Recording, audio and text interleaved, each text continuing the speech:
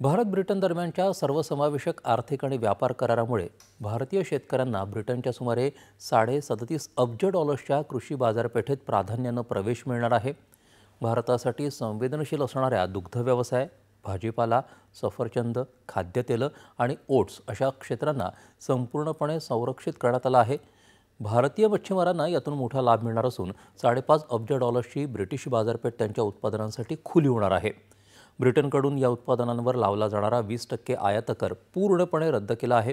या करारामुळे दोन्ही देशांमध्ये रोजगार निर्मितीला चालना मिळेल। वस्त्रोद्योग आणि तयार वस्त्रांवरचं 12% शुल्क तसंच रसायनांवरचं 8% आणि धातूंवरचं 10% शुल्क रद्द करण्यात आलं आहे।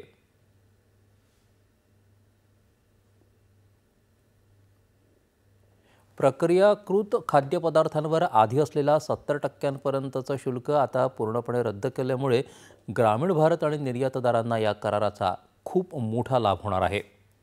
कामगार, कर्मचारी यांना सामाजिक सुरक्षेसाठीच्या योगदानातून 3 वर्षांसाठी सवलत दिली आहे।